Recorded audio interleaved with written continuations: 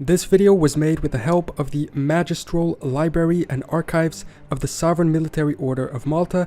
Thank you to them for their help in our research. How can a country exist without territory? The definitions of a country vary, but almost all of them agree on one aspect. A country is a nation with its own government, occupying a particular territory. For Switzerland, we all know this territory is here in Europe. For Bhutan, we all recognize this area of Asia. But in the list of countries in the world, there is one that stands out precisely for not possessing any territory: the Sovereign Military Order of Malta. And this strikes us as immediately strange. After all, Malta is in its name a set of islands in the middle of the Mediterranean. But Malta is its own separate country. So how does this work? Why does the military order have Malta in its name but doesn't exist in its territory? Well, it all has to do with the history of the order, which is reflected in its full and official name, the Sovereign Military Hospitaller Order of St. John of Jerusalem, of Rhodes, and of Malta, because throughout its history, the order existed in all of these and some other territories. Malta was its final official territory,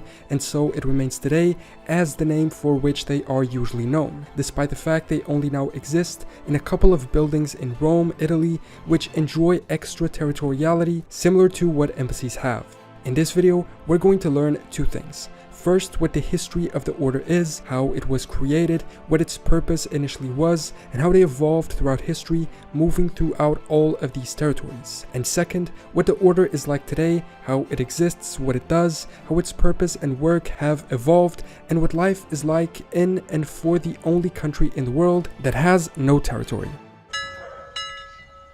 So, when did the order start and where? Despite existing today as a territorialist country, it's also one of the oldest continuously existing countries in the world, with over 970 years of history. Upon its creation, the Sovereign Military Order of Malta was known differently as the Knights Hospitaller, also having a fuller title of Knights of the Hospital of St. John of Jerusalem, taking its name in honor of John the Baptist, a biblical figure. The birth of this order dates to the year 1048 and is precisely connected to Jerusalem in Palestine. Merchants from the ancient Marine Republic of Amalfi in Italy obtained permission from the Caliph of Egypt, who at the time ruled the region, to build a church, a convent, and a hospital in the city to care for the pilgrims of any religion who visited the holy city. In fact, their name comes precisely from the Old French hospitalier, one devoted to the care of the sick and needy in hospitals. A few years later, in 1113, the creation of the order was approved by Pope Pascal II, turning the hospital into a sovereign order under the protection of the papacy and independent from the control of local churches. With the power to elect its own leaders, this could arguably be defined as the moment where the order attained its independence and sovereignty, which lasts until today. This recognition seems to also be connected with the establishment of the Christian Kingdom of Jerusalem, created after the First Crusade. With its transformation into an order within the Christian kingdom, they took the role of military defense of pilgrims and the territory itself. It was at this point that the Hospitallers saw the prefix title of knight added to their name. As time went on, the order adopted the white 8-pointed cross that is still its symbol today. The 8 points represent the 8 beatitudes that Jesus supposedly pronounced in his Sermon on the Mount, although their flag today is a simple white cross on a red field. The early existence of the order thus became associated with the Christian Kingdom of Jerusalem. The current director of communications of the order, Eugenio Airoldi di Robiat, provided these fantastic depictions of Jerusalem at the time when the order existed there. It's incredible to see the detail in the walls, which along with the order protected the city, as well as many of its buildings and outer towers and fortresses. The second map provides us with a more detailed view of the city's streets and landmarks, with special attention to the mount next to the city, likely the one represented on their symbol. The mention of the walls in the defense of the city is important because the Knights Hospitaller were partially tasked with this defense too, even if indirectly, through their defense of the pilgrims. Another military order existed in the city, the famous Knights Templar, and at times the two rivaled in their positions and supported opposite sides in disputes. Jerusalem fell in 1187 and the Knights were forced to leave the city, finding themselves confined to the county of Tripoli, the last of the Crusader states. And when all of the Holy Land was retaken by Muslim powers, an event that is often marked with the loss of the last Christian stronghold, a weaker in 1291, the order sought refuge in the nearby kingdom of Cyprus, at the time ruled by the French house of Lusignan, and so a Christian kingdom that would likely welcome them. Finding themselves too tangled in complicated Cypriot politics and finding no purpose for their order there, they created a plan of acquiring their own domain, choosing the nearby island of Rhodes, which was then part of the Byzantine Empire. In 1310, they executed their plan, and after 4 years, the city of Rhodes surrendered to the knights, who also took control of a number of neighboring islands and the Anatolian port of Halikarnassus, as well as the island of Castellorizo. The Hospitaller Knights of Jerusalem now had become the Hospitaller Knights of Rhodes, and this marks the moment when they were not only just a sovereign military order, but a state or country entirely. Becoming a state, they adopted the features of one. The hierarchy of the order was transferred to the state, with the highest figure of government being the Grand Master, ruling together with the order's council.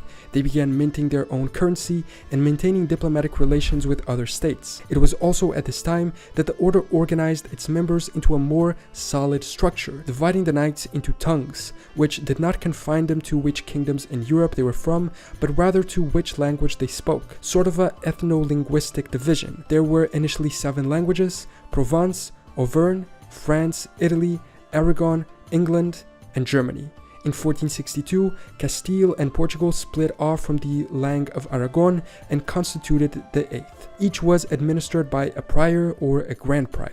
Not long after, in 1312, Pope Clement V dissolved the Hospitallers' rival order, the Knights Templar, with a series of papal bulls that turned over much of their property to the Hospitallers. Having conquered a land of their own, establishing an official state, organizing their hierarchy, and receiving this support from the papacy, the Knights Hospitaller were becoming a force to be reckoned with in medieval Europe, one which, from its beginning, had their independence from other nations granted by pontifical charter, which is important because their independence wasn't granted by an agreement between other nations, and this contributed to the fact that they were able to keep it throughout history. In Rhodes, the order's military features were forced to be increased as the Byzantines attempted to retake the island, namely in 1334, even extending their military reach into neighboring areas, for instance in the defense of Smyrna on the Anatolian coast in 1374, attempting to protect the city which had been conquered by the Crusaders 30 years earlier. In the 15th century, the knights fought frequently with Barbary pirates,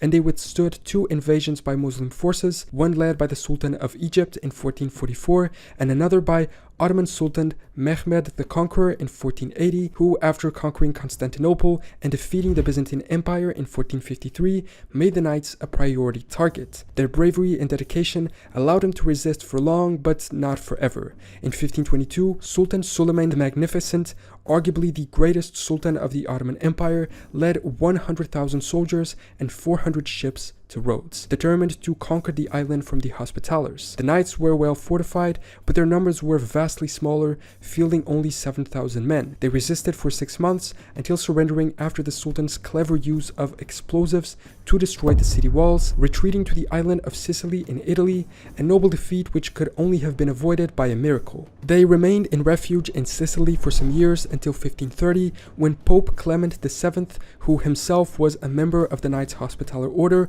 reached an agreement with Charles V, Holy Roman Emperor and King of Spain and Sicily, to provide the knights with a permanent territory. It seems the constant proximity of the order with the papacy from its earliest days was a big advantage, a powerful ally which allowed them to survive what would likely be the moment of destruction for any other state. Charles V agreed to grant the Malta archipelago as well as the North African port of Tripoli in modern Libya to the Hospitallers in perpetuity, although somewhat in a feudal status to the Kingdom of Sicily, which he ruled. In return, he asked only for a yearly payment of a single Maltese falcon, their currency, sort of as a symbolic tribute. Although there were other terms to the agreement, they had to sign a non-aggression pact with Sicily, they couldn't grant immunity to fugitives, they could not transfer the land to anyone else, among other details. Charles V was not, I believe, a member of the order, but he seemed pretty close and friendly to them. In 1548, as Holy Roman Emperor, he raised Eitersheim, the headquarters of the Hospitallers in Germany, into a principality, making the Hospitaller Grand Prior of Germany a prince of the Holy Roman Empire with a seat and a vote in the Reichstag. and their influence in Europe was even vaster. Giovanni Francisco Abella, a 17th century noble and author, claimed that following the Battle of Verbia in 1561, the order gained a puppet state in Moldova until 1563. This is somewhat disputed, but one thing becomes clear. Hospitaller influence and importance across Europe was significant, even at the highest level.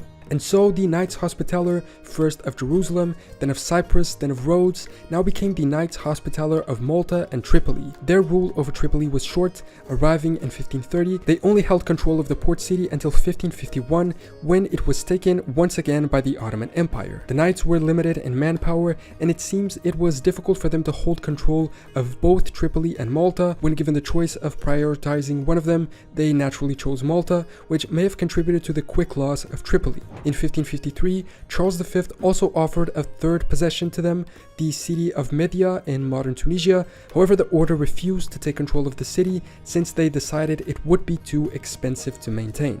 Although they were granted the islands in 1530, it is said the true settling of Malta by the order only began in 1565 after their impressive victory over the Ottomans in the Great Siege of Malta. It was literally a rematch. Sultan Suleiman the Magnificent was the same one who had kicked them out of Rhodes, and they had previously attempted to take Malta in 1551, failing then. In 1565, they returned with a larger army, and the Knights Hospitaller, numbering only 500 with 6,000 foot soldiers at their command, were able to repel an Ottoman force of around 40,000. The Hospitallers had some help. Among those 6,000 soldiers were men of the Spanish Empire, Sicily, Genoa, Savoy, Florence, and the Papal States, essentially the local Christian forces who came to their aid given the Muslim religion of the Ottoman invaders. But their victory was incredible. It became one of the most celebrated events of 16th century Europe. French philosopher Voltaire is often quoted as having said, "Nothing is better known than the Siege of Malta." In his painting, glorifying the victors, we can see the banner of the order being waved, as well as the white cross on a red field. This victory also contributed to destroying the perception of Ottoman invincibility and opened the door to the dispute of sea control over the Mediterranean between Christian kingdoms and the Ottoman's fleet, a decades-long conflict in which the Knights of Malta continued to take part in, both in sea battles and in land ones, such as the Battle of Djerba in 1560, which the Ottomans won, or the Battle of Lepanto in 1571, where the self-named Holy League was victorious. After being victorious in the Great Siege of Malta, the order decided to permanently settle in the island and began to construct a new capital city, Valletta, which remains the capital of Malta today. For the next 2 centuries, the island went through a golden age with flourishing arts, architecture, culture, military, among others. They further fortified the island and its grand harbor and expanded their fleet to a reasonable size. In fact, it seems corsairing was a big part of their economy until the early 1700s. In this painting, we can see Hospitaller galleys capturing an Ottoman ship. But they also did something even more impressive with this fleet. You see, in the mid-17th century, they became the smallest state to colonize the Americas. In 1651, they acquired 4 islands in the Caribbean: Saint Barthélemy, Saint Christopher, Saint Croix, and Saint Martin, buying them from France, but ending up selling them back in 1665. And the reason why they were able to acquire these colonies was a proof of their vast influence and presence in other European kingdoms. You see, the Knights of Malta had a strong presence within many of Europe's military forces, namely within the Russian Imperial Navy, but also that of France. Philippe de Poissy was a knight, and he was appointed by the French as governor of their colony of St. Kitts. It was through his proximity with the French crown that the order was able to purchase and temporarily rule these Caribbean islands. It's even said that they only sold them due to de Poissy's death. And it's amazing how this small country was able to venture out into colonies, even if unsuccessfully, due to their influence. Back in Malta, growth and development continued, and what's curious about the order's government structure is that despite its territory now being in Malta, the elected Grand Master didn't need to be Maltese. Knights Hospitaller came from all over Europe, and any of the languages could see one of its knights elected. In the 18th century, for instance, they had 2 Portuguese Grand Masters who brought great Baroque influence to the island's architecture. This multiculturalism, bringing together people from all over Europe, must have contributed immensely to a fantastic diversity in the island's culture, art, and construction styles. This had a negative side, at least at first. The locals of the island didn't see the arrival of the order with good eyes. The first knights were French, and Maltese natives were, at least at first, not allowed to join the order, something that also explains why French was the official language of the island for a long time. The Golden Age, however, could not and did not last forever. In 1753, Grand Master Pinto proclaimed the sovereignty of the Order of Malta, and a dispute started with the Kingdom of Sicily, and they arguably achieved a de facto full sovereignty. This was, however, a short-lived victory. In the last 3 decades of the 18th century, the order experienced a steady decline, mostly the result of the bankruptcy caused by the Grand Master's irresponsible expenses. Not helping the island's economy, the locals began disliking the order, even attempting some small revolts. To add to their problems, their influence in Europe seemed to diminish as they lost many of the order's branches due to the Protestant Reformation, losing all properties in England in 1540 precisely due to this, and in 1792 the order's possessions in France, some of them still perhaps dating back to that transfer from the Pope when the Templars were abolished, were seized by the state due to the French Revolution, which led the already bankrupt order into an even greater financial crisis. This was, however, not the worst thing that would come to the order from the French Revolution. In 1798, on his way to his famous expedition in Egypt, Napoleon captured the stronghold of Malta. It is said that they could have chosen to withstand a longer siege and wait out to see what happened, but faced with the vastly superior French forces and almost immediate loss of Western Malta, the Grand Master negotiated a surrender. The French occupied Malta until 1800, then being ousted by the locals with the aid of the British, but the order had already been forced to leave. And despite the Treaty of Amiens, which followed the War of the Second Coalition, determining the order was to be reinstated as rulers, this did not happen. After surrendering to the French, the knights dispersed. Though the order continued to exist throughout Europe, it did so in a diminished form. Their influence was much smaller, both a consequence of their defeat and internal decline, but also a combination of circumstances, namely the Protestant Reformation and the French Revolution. It was in Russia that they found refuge, when Russian Emperor Paul I gave the largest number of knights shelter in St. Petersburg. And in fact, the Tsar was elected Grand Master of the Order, something that was never made official due to the dissatisfaction of the Roman Catholic branches of the Knights. From 1798, they remained in St. Petersburg for a while, and Russia gained an enormous importance to the functioning of the order, accounting for 90% of its funding at the time. In 1806, the Swedish government offered the sovereignty of the island of Gotland to the order. This would mean what they had wanted, a return to a territory fully under their own control. However, they inexplicably said no. The justification was that in order to accept, they would have to renounce their claim to Malta, and perhaps they still had hope of returning. Why the Swedish bothered to even offer Gotland is something that I could not find. However, in 1815, after Napoleon's defeat, the Congress of Vienna forced them to abdicate their claim on Malta anyway, and the offer for Gotland was gone, leaving them without a territory of their own.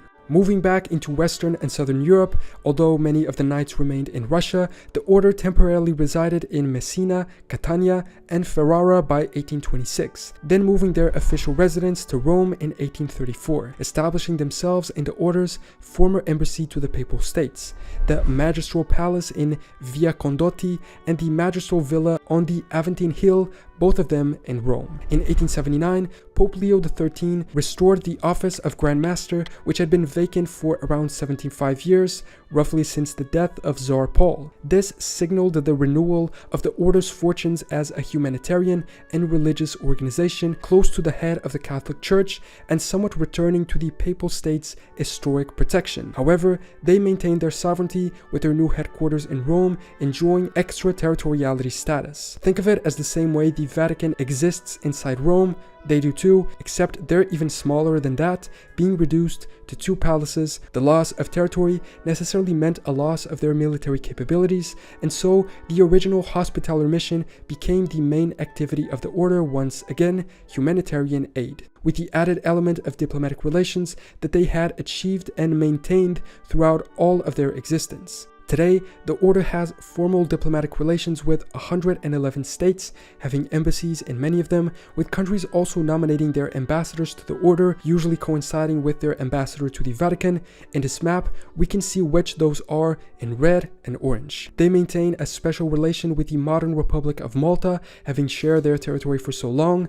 They also have observer status at the General Assembly of the United Nations and continue to issue their own stamps, passports, license plates, and currency, although the latter mostly for collectors. Their humanitarian missions have grown throughout the years, existing in over 120 countries, one of which is precisely their cooperation and funding of the St. John's Eye Hospital in Jerusalem. Their self-proclaimed goal is to work towards the sick, the needy, and people without a country, without distinction of religion, race, sex, origin, and age. Tuitio fidei et obsequium pauperum, to bear witness to the faith and assist the poor and sick, is the Latin motto that has ruled the members of the Order of Malta for almost 1,000 years, and their only remaining military force is now incorporated in the Italian military as a medical unit. During the Great War, they assisted over 800,000 wounded on both fronts. During World War II, they ran hospitals, health centers, and first aid posts in many European countries. Thereafter, they contributed in post-war reconstruction in the Balkans and Iraq,